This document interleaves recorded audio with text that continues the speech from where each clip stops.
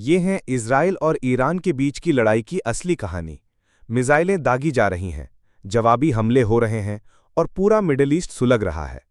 लेकिन असली सवाल ये है कि क्या ये लड़ाई सिर्फ इजराइल और ईरान के बीच है, या फिर पर्दे के पीछे कोई और है जो हर चाल को चुपचाप चला रहा है।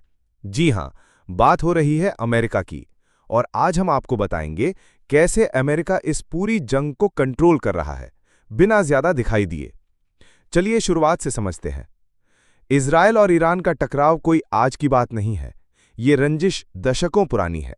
धर्म, राजनीति और रणनीति तीनों वजहें हैं।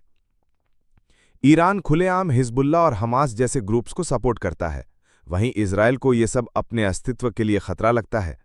अब पिछले कुछ महीनों में चीजें और गर्म हुई हैं। सीरिया में ईरानी ठिकानों पर इजरायली एयर स्ट्राइक्स, ईरानी साइबर अटैक और कई हाई प्रोफाइल लीडर्स की हत्या। ईरान ने भी जवाब दिया है, ड्रोन अटैक, प्रॉक्सी ग्रुप्स को एक्टिवेट करना और खुलेआम धमकियां देना। लेकिन असली कहानी यहां से शुरू होती है। अब जरा सोचिए, इजराइल को सबसे ज्यादा हथियार कौन देता है? किस देश से उसे इंटेलिजेंस, फाइनेंशियल सपोर्ट और डिप्लोमैटिक कवर मिलता है? अमेरिका। हर बार जब इजराइल कोई बड़ा कदम उठाता है, जैसे कि किसी परमाणु वैज्ञानिक को मारना या किसी मिलिट्री अटैक की प्लानिंग, उसमें अमेरिकी इनपुट कहीं ना कहीं जरूर होता है। कुछ एक्सपर्ट्स तो यहां तक कहते हैं कि बिना अमेरिका की हाँ के इजराइल कोई बड़ा फैसला ले ही नहीं सकता। अब सोचिए, अगर इजराइल और ईरान की लड़ाई बढ़ती है तो इससे सबसे ज्यादा फायदा किसको होगा? अमेरिका को। एक तरफ उसे ईरान पर दबाव बनाए रखने का मौका मिलता है, दूसरी तरफ इजराइल की निर्भरता और बढ़ती है। और सबसे अहम, अमेरिका को फिर से मिडिल ईस्ट में सुपर पावर बनने का चांस मिल जाता है। अमेरिका खुलेआम कहता है कि वो शांति चाहता है, लेकिन डिप्लोमेसी की चालें कुछ और ही कहती हैं।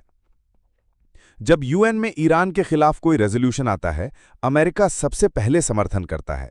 वहीं जब इजराइल कोई विवादित हमला करता है तो अमेरिका कहता है सेल्फ डिफेंस है। और यही वो लेवरेज है जिसके बारे में जानना जरूरी है। लेवरेज यानी दबाव। अमेरिका के पास अब इजराइल पर इतना दबाव है कि वो चाहे तो उसे रोक सकता है और चाहे तो उसे और भी उकसा सकता है।